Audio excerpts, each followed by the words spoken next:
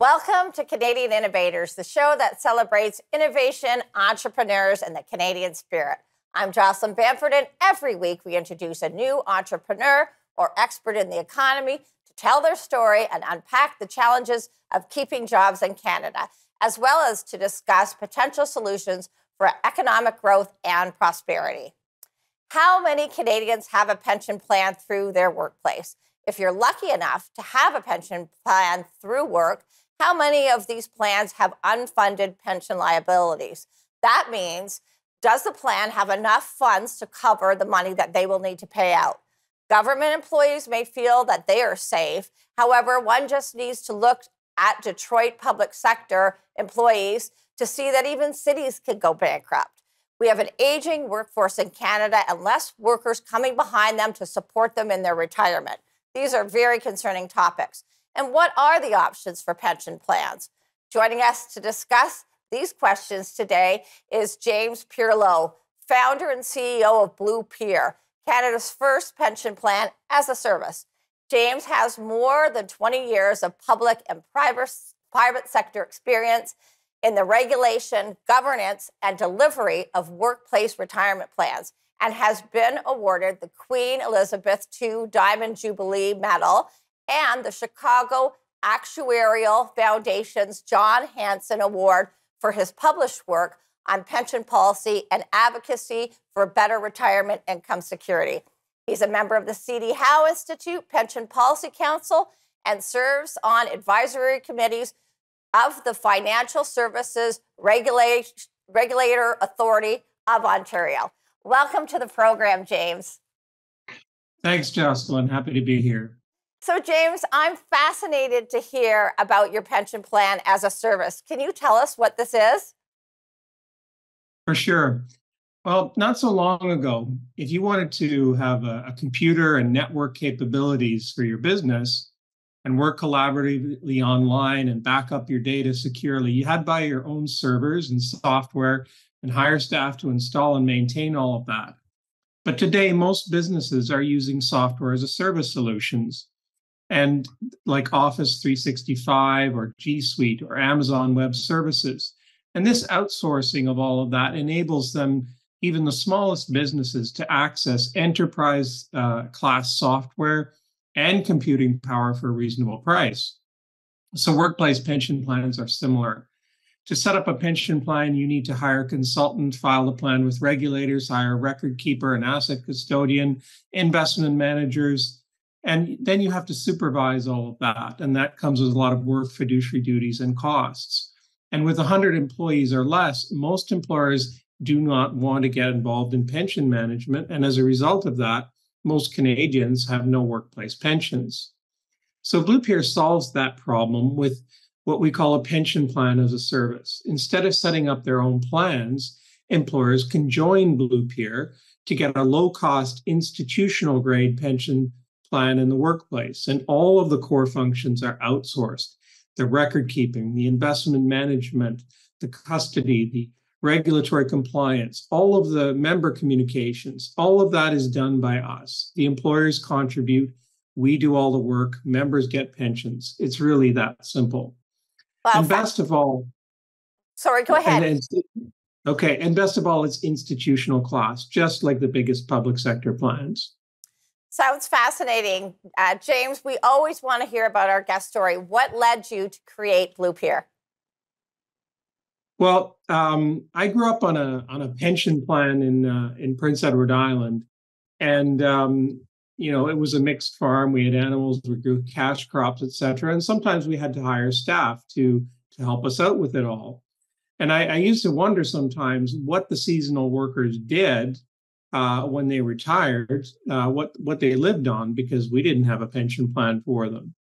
And for most, the answer was not much. And it was a bit of a coincidence that my first job after finishing my university degree was at Revenue Canada, registering pension plans under the Income Tax Act. And a few years later, and a couple of degrees later, while I was researching Statistics Canada data on pensions and retirement savings for my master's thesis in tax law, I learned that pension coverage in Canada is mostly a public sector phenomenon. So, James, And coverage. I'm going to cut you there because we have to go to commercial break. But when we get back, we're going to continue with your thought. And we're also going to bring in one of James's board members and talk about her experience as an entrepreneur.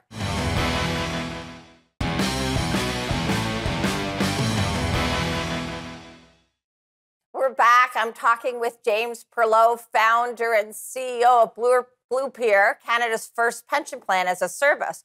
Before the break, we were talking a little bit about James's story, but we're going to bring in one of James's board members. Please welcome to the program, Susan Murray. Thank you. So, James, let's go back and finish your thought. You were telling us a little bit about your journey. So I mentioned that while I was researching for a paper and looking at StatsCan data, I found that pension coverage is really mainly in the public sector in big, efficient pool plans. And so I wondered, if that works in the public sector, what could we do to adapt that model to the private sector in a way that met the needs of private sector employers? And so that's how Blue Pier came to be.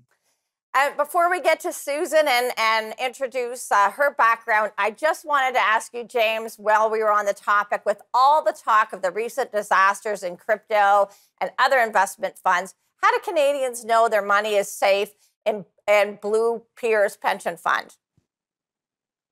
So that's a really good question. So pension funds are really about where the money, how much money is in the fund to cover the pension, and how the money is being invested and managed. And so we work with institutional providers.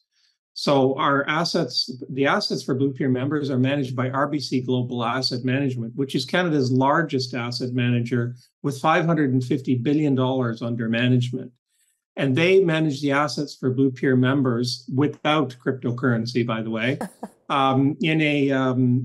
according to an investment policy under pension investment regulations that's developed in collaboration with our board of trustees and reviewed quarterly. It's managed to performance benchmarks, and it's always exceeded the performance benchmarks. And the assets are held in custody by a federally regulated trust company with more than 90 billion of assets. And all of it is supervised by a board of trustees, which is well recognized for its expertise in governance and pension investments and pension management. And so that's really how we manage it. We manage it the same way the biggest plans do. That's comforting to know. Susan, I'm going to turn to you. You've had a journey in your career. Please give the viewers a quick synopsis of what you've done and how you got here. Well, I, right out of university, went right to Queen's Park in Ontario into policy and working with members of MPPs, really. And I was really kind of shocked how many regulated companies headed by really smart, well-educated CEOs and other senior executives really had no idea how to do with the public sector, particularly in such a heavily regulated country as Canada is. And so at the time, there were very few government relations and lobbying firms. There were a couple of international and none founded by a woman. So watching the disconnect between public and private, the gulf was incredible. And frankly, a lot of CEOs just would prefer yelling at the government. If I yell louder, maybe they'll hear me, versus what's in the public interest, what's in the private interest. So I started a firm in my 20s, the typical no capital, had to go to a private firm. The banks turned me down. Nothing new there, Jocelyn. And was bought out by a national advertising, PR, and marketing firm, the largest in the country. And eventually I bought the firm back. But they gave me the home, the tools. I didn't have an MBA or a business degree, helped with all that. And I built it to one of the largest in the country, 3 offices, 30 employees, a lot of global clients, domestic. So pretty interesting. Great story. Great story. James, I'm going to go to you. Recent headlines sounded the alarm for pension funds in Canada. We just have about a minute left. Your thoughts, and can you tell us about if this would apply to your fund? So thanks, Jocelyn. There's certainly some headwinds facing defined benefit plans worldwide, and DB plans are plans which promise employees a secure pension at some point in the future, and hopefully there's enough money to pay for that. In many cases, that doesn't happen. But it's not an issue with Blue Pier because the pension each member gets is based on the contributions made by or for that member, plus the investment returns thereon. And so what that means practically is that with Blue Pier, your money is your money. Nobody else is going to take it. You're not going to have a deficit. And there's no limit on the amount of pension that you can accumulate. The earlier you start and the more investment returns you get, the better pension you have.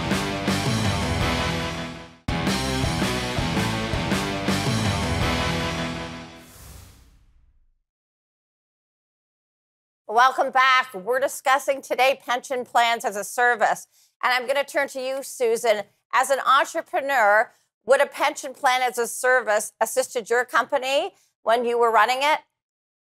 Yes, it would have made a significant difference to me and my employees, and particularly a national pension fund, which is what Blue Pier is, the first one in the country for the 15 million working Canadians without one. If I'd had access to this, we did a group RSP.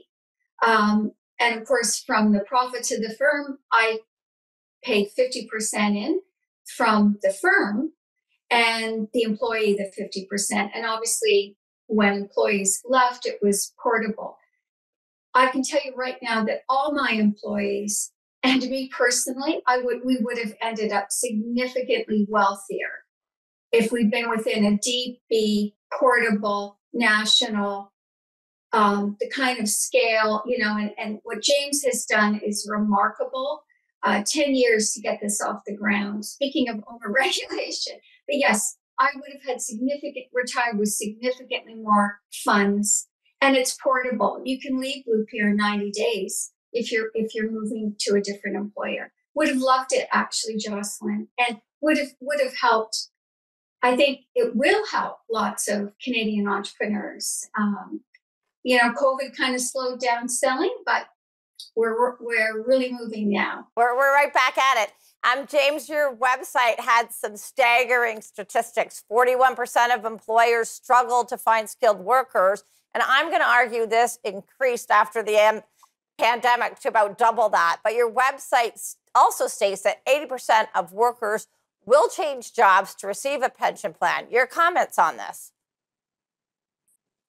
Yeah, I'm glad you're drawing attention to that. 45 years ago, Canada started to measure unemployment. And in June, it had its lowest level ever in that 45 years, in June of this year. Labor as a market is about supply and demand like all markets. And right now, demand is high and supply is low. And employers who want to fill positions are going to have to up their compensation game. And that means offering pension plans, because employers are struggling to hire in what has really become a very, very fierce market for talent that's going to get worse as those 5,000 baby boomers a week retire. Absolutely. We are struggling with skilled labor, and to try and attract the best talent, this would definitely be an arrow in our quiver. Susan, Blue Pier has published this very interesting slide. It highlights the difference between private and public pensions. Can you comment on this?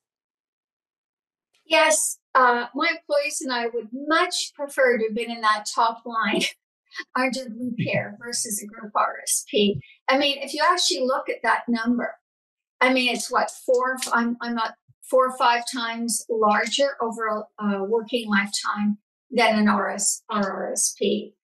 So clearly, public sector employees retire better off. And interestingly, the millennials, over 50% of Canadians now work for the public sector. That's not sustainable. And what's happening is a lot of, including young people in my life, want to go into the public sector for the pensions and benefits. This generation is far more focused on it than I would say our generation was. So that's a huge disadvantage for the private sector, competing with these public sector plans. Absolutely. James, you also brought with you a slide entitled The Evolution of Pensions. We have about a minute and a little bit left. Could you walk us through this? Thanks a lot. That would be my pleasure. Pensions originally started really more than 100 years ago as a reward for long service. And you got a pension or didn't get a pension to the extent you stayed with that employer over your entire career if the employer survived. So it was great if you got it, but often people didn't. In the mid-century, RSPs were introduced, which was a personal plan. That was a big advantage for people who had no access to pensions.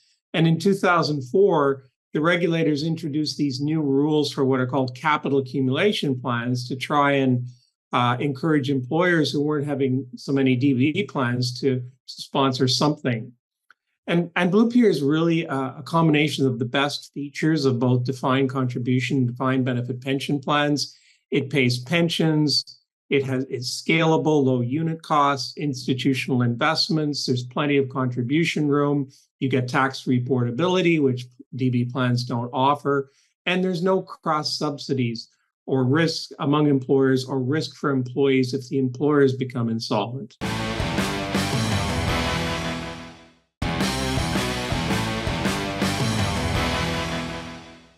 Welcome back. Before the break, we were talking about private pension plans. James and Susan, this is the part of the show that every week I ask my guest, if you were a politician, what 3 things you would do to grow jobs in the economy. James, you're on the hot seat. What would you do? Thanks a lot. Well, the first thing I want to say is that Canada has become a place where good ideas go to die or go to other countries to get funded and monetized. Businesses are struggling because of a lack of investment in Canadian business and Canadian innovation. So what we need is to facilitate easier investment in business. We need to promote early stage businesses. We need to facilitate crowdfunding. It's easier to go and lose your money in online gambling or in the casino than to invest in a small business in Canada. We make gambling easy. We make investing in our businesses hard. We need to embrace real competition. We pay some of the highest telecommunications costs in the world, and telecommunications are essential in a country like Canada if you're going to mobilize a workforce efficiently.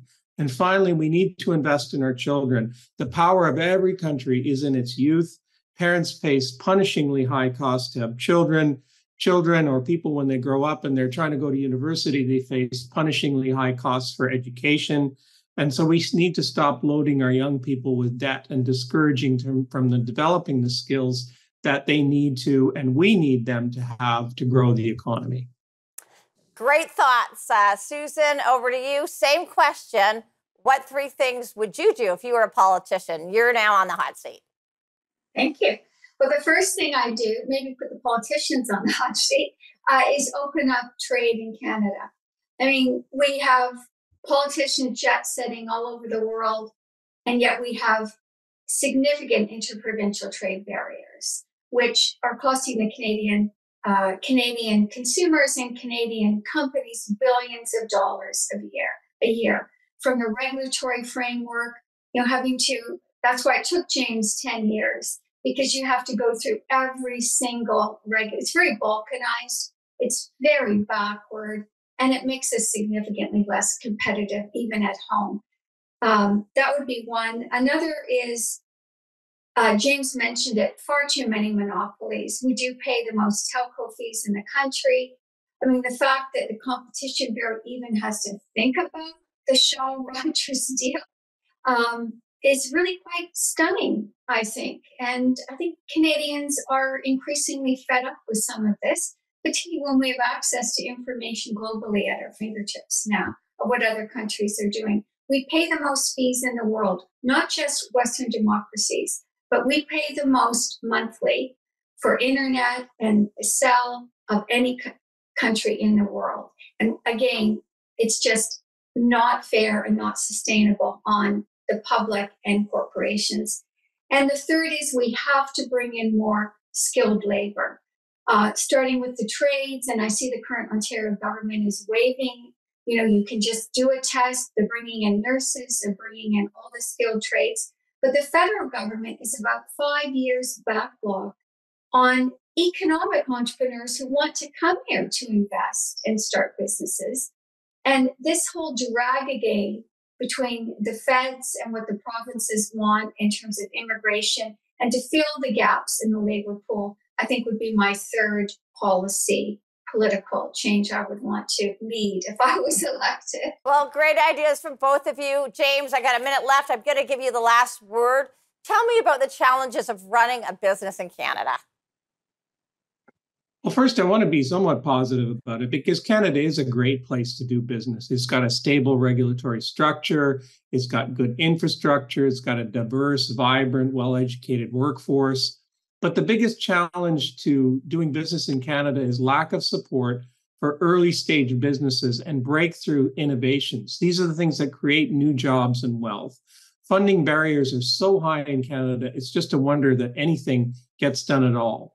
We need to support innovation. And that's what I hear again and again from my entrepreneurs. So you're on point in there.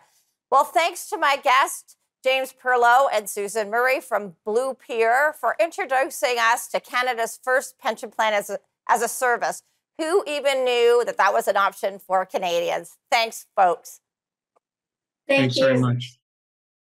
Well, that's all the time we have for today. Thanks to my guest, James Pierlot, founder and CEO of Blue Pier, and Susan Murray, a Blue Pier director. I'm Jocelyn Bamford. Thank you for watching Canadian Innovators. If you're an innovator, tell us your story. Write to us at ideas@thenewsforum.ca, and we'll see you next time.